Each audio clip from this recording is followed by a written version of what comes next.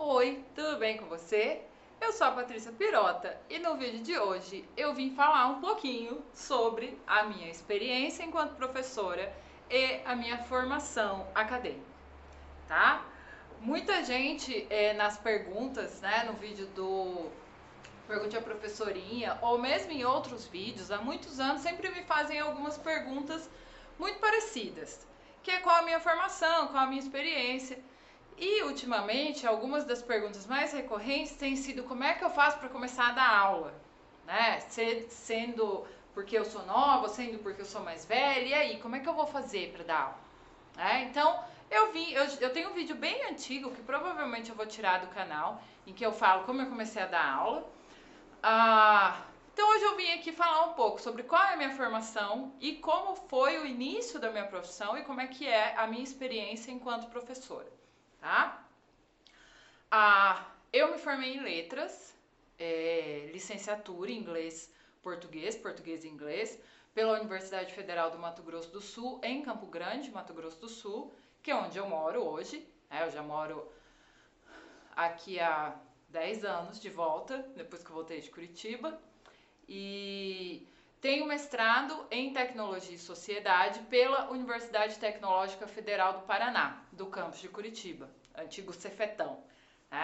Eu me formei em 2004, e fiz o mestrado e terminei o mestrado em 2010. Comecei o mestrado em 2008, terminei em 2010, entrei na faculdade em 2000, me formei em 2004, que eu pulei o ano. Eu não tenho como dizer muito assim sobre como é a faculdade de letras. Eu me formei há 16 anos, né? Então eu não sei se hoje a faculdade de letras é a mesma coisa que daquela época. Eu vou fazer ainda um vídeo sobre como foi a minha faculdade e tal, como eu tenho um vídeo muito antigo, vergonhoso sobre o mestrado, mas tá lá se alguém quiser saber como foi. Eu fiz o mestrado com base nas histórias em quadrinhos e em literatura, né? Eu estudei Machado de Assis e as representações do Machado de Assis para a literatura, para as histórias em quadrinhos, quer dizer. E então a minha experiência é muito antiga, né? Para eu dizer como são as coisas hoje. Eu sei que a grade mudou, eu sei que algumas coisas dentro da faculdade mudaram também.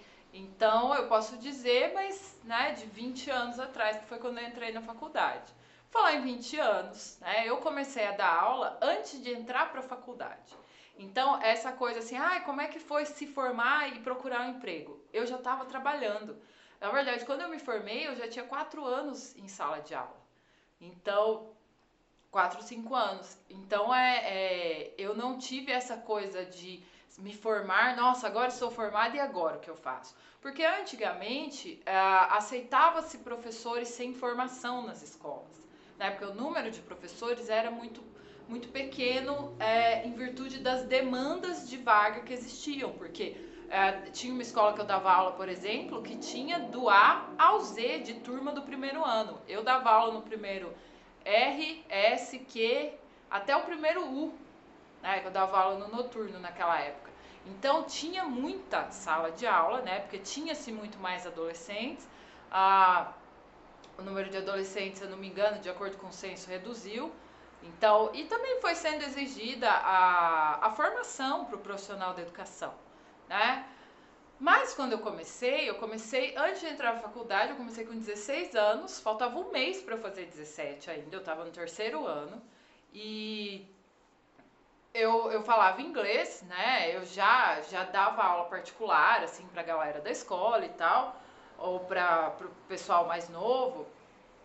E um amigo meu que trabalhava na prefeitura me convidou para participar de um projeto de EJA aqui em Campo Grande. EJA é a Educação de Jovens e Adultos, né? Era um projeto que ia para as escolas, não era nem escola, na verdade, eu dava aula em centros comunitários. Eram centros comunitários de bairros periféricos, né? Naquela época muito distantes, hoje eles já são super acessíveis, né? Para quem é de Campo Grande, eu dava aula no Buriti, no Aero Rancho, no Tarumã. Então, né, eram bairros bastante distantes e considerados perigosos, assim. Mas eu precisava de dinheiro, né? Eu precisava trabalhar. E aí, quando ele falou, eu falei, beleza. Pois muito bem, eu sempre quis ser professora, né? Desde os 4 anos de idade, quando minha mãe ela conta a história, né? Quando ela perguntou assim, o que você vai ser quando você crescer? Eu falava, professora. A referência que eu tinha na época, embora eu não saiba se eu levei isso em consideração ou não, porque não lembro, né? Era minha avó, que era professora de primário do sítio, né? Da zona rural. E aí logo depois lançou Carrossel, que eu, como a maioria das crianças dos anos 80, era apaixonada pela professora Helena, né? A minha história com professores é muito importante, os professores são figuras muito importantes na minha formação enquanto pessoa. Não vou falar muito sobre isso nesse vídeo, porque senão eu vou começar a chorar. Mas, quando eu comecei a dar aula, como eu não tinha nenhuma formação, eu comecei dando aula tentando imitar os professores dos quais eu gostava. Tal professor fazia isso legal, vou fazer, tal professor fazia isso legal. Minha primeira aula foi assim, eu tava muito nervosa, muito. Porque o EJA, os alunos têm mais de 18 anos e eu tinha 16. Então o aluno mais novo da sala era mais velho do que eu. E o aluno mais velho, que era seu José, do qual eu lembro até hoje com muito carinho, tinha 73 anos. E eu tinha a missão de ensinar inglês para pessoas que estavam, ao mesmo tempo, continuando a sua alfabetização. Então, assim, foi uma experiência impagável, que eu acho que formou muito do meu caráter enquanto professora. E dali eu acabei entrando para a faculdade no outro ano, né? Isso foi setembro de 99, minha gente. Eu comecei a dar aula no século passado, sim. Aí em 2000 entrei na faculdade e uma das coisas, assim, eu não sei como são as realidades de outros lugares, tá? Aqui em Campo Grande, eu sempre dei aula aqui em Campo Grande, o que prevalece é o ser indicado. Então, você conhece alguém que trabalha na tal escola, é muito mais fácil de você conseguir entrar lá para dar aula. Porque fulano, que conhece fulano e vai indicando. Porque assim, a gente não tem como pegar todas as escolas e as aulas do mundo. Então, se alguém me oferece uma vaga e eu não posso, eu vou indicar uma outra pessoa. Ou então tá precisando de professor de matemática na escola. O coordenador vai perguntar para as pessoas, você conhece algum professor de matemática? Então, na maioria das vezes, essa é a forma mais fácil de entrar para as instituições, principalmente as instituições privadas. Eu comecei dando aula em escola pública e dei aula em algumas escolinhas particulares, que foi quando eu tive o contato com a educação infantil. Tem muita gente que me pergunta, como é que eu faço com a quinta série, terceira série? Gente, eu não sei, porque eu sou formada em letras, eu não sou formada em pedagogia, né? Embora eu estude pedagogia, para poder entender os processos de aprendizado, eu não tenho experiência, eu não tenho conhecimento de causa. Eu dei aula de inglês do pré à quinta série quando eu tinha 18 anos, que eu dava aula numa escolinha e olha, dar aula de inglês para as crianças é uma coisa muito difícil. Hoje eu não sou mais professora de inglês, eu parei de dar aula de inglês já faz uns 7 anos, pelo menos. E aí, então no começo eu dei aula para essa escolinha, tinha lá 17, 18 anos, só que com 17 anos eu já entrei para dar aula para um cursinho. Fui lá com o meu currículo na mão, que não tinha nada, né? Tipo, acabei de entrar, era muito empáfia, assim, né? Cheguei num cursinho, eu lembro até hoje, as pessoas que estudaram comigo, terceiro ano estavam fazendo cursinho, e falei pro dono, falei, não, eu posso dar aula para o cursinho. Comecei a dar aula no cursinho, com 17 anos, né? E aí ele assistiu uma aula minha e falou, beleza, você dá aula bem. Só que a gente tem um problema, a sua idade. Eu falei, olha, a gente faz um teste, né? Se os alunos gostarem da aula, tudo bem. E aí, continuei dando aula para esse cursinho e no começo eu saía batendo na porta dos lugares. Aí quando alguém falava assim, nossa, mas você é muito nova, eu falava, mas eu sou competente. Então, às vezes eu não estava me sentindo competente. Na maioria das vezes não estava. Essa coisa de, eu tenho muita insegurança. Gente, o professor tem insegurança a vida inteira. Você vai começar uma turma nova, você fica inseguro. Você vai começar um ano novo, você fica inseguro. Quando você deixa de sentir essa insegurança, talvez eu acho que seja uma coisa complicada, porque quer dizer que você não tá mais nem aí, entendeu? Mas aquele friozinho na barriga é uma coisa gostosa, né? Que nem eu falei no o que fazer no primeiro dia de aula, porque ainda não viu, vou colocar aqui o card no vídeo. Então, no começo, você tem que sair batendo em porta de escola mesmo. Ai, mas eles não vão me atender. Fazer amizades. Sabe essa galera da faculdade? Então, você tem que conhecer as pessoas para poder ter conhecidos nos lugares. O ensino público tem o lance do fazer a inscrição, né? E então dá para fazer a inscrição no começo do ano, no meio do ano e ser chamado para as vagas. Mas também é mais fácil de ser chamado se você conhecer alguém na escola. Então, essa coisa de rede de contato é necessária. Pelo menos na realidade em que eu vivo. Eu lembro, a primeira vez que eu dei aula numa escola pública foi porque um amigo meu dava aula lá e ficou sabendo que tinha vaga e eu fui. Toda cheia de, né, não, eu posso, imagina, eu comecei a faculdade, mas tá tudo bem. Naquela época eu tava no segundo ano da faculdade e eu dava 40 horas aula, eu dava aula de manhã e à noite e ia pra faculdade à tarde. Então eu tinha muita aula. E aí foi indo assim. Eu passei no meu primeiro concurso, se eu não me engano foi em 2005, passei no concurso para ser professora do estado. E só que aí eu já estava meio estafada de dar aula, porque eu comecei a dar aula muito cedo, eu não sabia mais se eu queria dar aula ou não. Pedi a exoneração do concurso e fui-me embora, papa sárgada. Morei um tempo em Curitiba e acabei fazendo mestrado. Voltei aqui para Campo Grande e desde então eu continuo dando aula. Então nesses 20 anos, eu tenho 20 anos de sala de aula, né? Eu fiquei sem dar aula 2 anos e meio só. Então tem aí, só que nesses 2 anos e meio, que seria o período do mestrado, eu dava aula na faculdade, né? Porque como eu era bolsista, eu tinha que auxiliar as aulas da minha orientadora, maravilhosa, sinto tanta falta dela, e do mestrado. Então, mas como é que eu vou fazer se eu não conheço ninguém?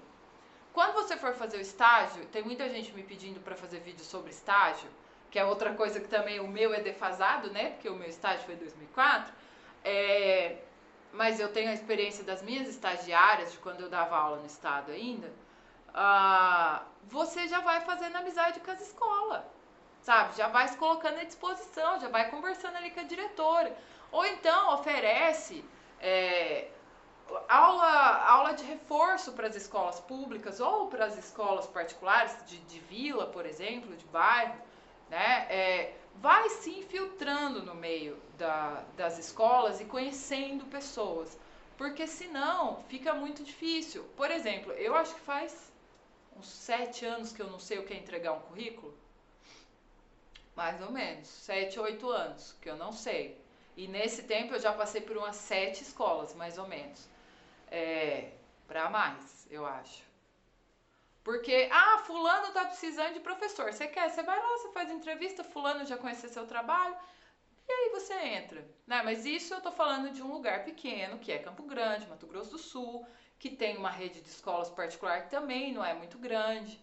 Né? Hoje a gente tem até bastante, mas uma das alternativas mais simples, mas ao mesmo tempo não, é passar num concurso público, né? Ou para o estado ou para o município. Eu nunca dei aula no município, eu tinha dado aula no estado como concursada e depois fui embora, voltei, prestei outro concurso, passei de novo e aí em 2015, se eu não me engano, eu pedi a exoneração do estado de novo, porque na época eu tinha entrado em várias escolas particulares e a questão da grana pesou muito, porque né, eu tinha uma casa para praticamente sustentar e eu precisava de dinheiro. E na escola particular eu conseguia mais trabalhando menos, né? Ou, enfim. Até hoje eu fico muito triste de ter abandonado o ensino público, porque é uma coisa da qual eu sinto muita, muita falta. Tem muita gente que me critica, mas enfim, né? Enquanto as críticas não pagar meus boletos, pode continuar com elas para vocês. Eu faço alguns projetos hoje nas escolas em que meus amigos trabalham e tento dar um suporte, né, para esse universo da educação do qual eu sou filha, porque eu sou de escola pública. Mas desde 2016 que eu só dou aula para escola privada. Hoje eu trabalho com 2 realidades específicas. Eu dou aula para uma escola privada do 9º ao 3º ano que pra mim é a melhor da cidade, né? Mas eu vou botar aí nos top 3 para as pessoas não reclamar, mas pra mim é melhor. E dou aula num cursinho preparatório para concursos militares, que é um projeto do qual eu tenho muito orgulho, porque eu gosto muito da ideologia dos donos. Muito embora a minha ideologia não seja uma ideologia militar, mas eu consigo desenvolver um trabalho muito legal, porque o projeto da escola é realmente muito legal. Então hoje eu trabalho com isso, né, com cursinho e do 9º ao 3º, que eu posso fazer. Eu dou aula hoje de redação no cursinho, eu tenho um projeto massa com um amigo meu, e gramática e interpretação na escola regular. Eu já dei aula de literatura, mas agora eu tô com toda a cadeira de gramática e interpretação, digamos assim, do 9º ao 3º ano, o que é muito legal, porque eu consigo fazer um trabalho continuado, né? Já dei aula para 6º, 7º, 8º ano, durante muito tempo, principalmente no estado, ou na particular também, outras escolas particulares em que eu trabalhei. Já trabalhei em escolas horríveis, em que eu era humilhada, tanto pelos professores, sim, né? Porque essa coisa da relação entre professores é um negócio que pode ser muito ruim. No outro vídeo eu vou falar sobre isso. Pela coordenação, pelos alunos, pelos pais. Já trabalhei em escolas incríveis, né? Que tinha a parceria entre todos os âmbitos da escola, entre os professores, entre a coordenação, entre a direção. Hoje eu trabalho em escolas assim, em que a gente tem essa parceria, em que cada um valoriza o trabalho do outro, e isso faz muita diferença. Porque quando eu trabalhava em escolas em que eu era maltratada, eu era uma professora da qual eu não me orgulho. Tanto que agora acho que acabou a safra de alunos que foram meus alunos no 6º ano, numa escola em que eu dava aula, da qual eu não gosto de lembrar, e que foram meus alunos no 3º agora. Eles falavam assim, né? Nossa, Pro, é muito diferente. Porque é muito diferente, né? A forma como você é tratado na escola termina de alguma forma ditando a forma como você vai ser professor. Então, o ambiente, ele influencia muito na prática didática. Mas aí também depois eu vou fazer um vídeo sobre essa coisa de escola, como lidar com direção e coordenação e daí por diante. Então, mas esse era um vídeo mesmo para dizer, olha, minha experiência é essa, minha formação é essa, né? Como é que eu vou começar a dar aula? Você vai levar muito não, muito, até o dia em que você vai ser a pessoa que fala não. Então, hoje, assim, ao mesmo tempo que é triste, né? Eu recuso muita aula, porque eu coloquei o máximo de 30 horas aula na minha semana. Então, eu não dou mais do que 30. Tô entrando nas 32 aí, mas é porque tem plantão, essa coisa toda. Não dou mais do que 35 horas aula por semana. E porque eu consegui chegar no patamar das escolas onde eu tô suprirem a minha necessidade, tanto financeira quanto a minha necessidade docente. Né? Os lugares, eu só trabalho em lugares nos quais eu tenho orgulho de trabalhar. Então, às vezes se alguém me chama, entro numa escola, o projeto deles talvez não tenha a mesma linha ideológica que a minha. Eu saio. Mas por quê? Porque eu tenho 20 anos de sala de aula. Né? Quando você tem 1, 2, 5, você não vai conseguir fazer isso porque você precisa ter experiência. Então você vai passar por muitas experiências ruins, espero que não, né? Mas de modo geral vai, para poder chegar numa experiência boa e curtir aquela experiência boa, né? Mas é isso aí, minha gente. Eu espero ter ajudado, eu espero ter acalentado um pouco o coração dos recém-formados. Espero que vocês estejam bem nessa quarentena, na medida do possível, não é mesmo? Na semana que vem eu vou fazer um vídeo falando sobre a quarentena de novo.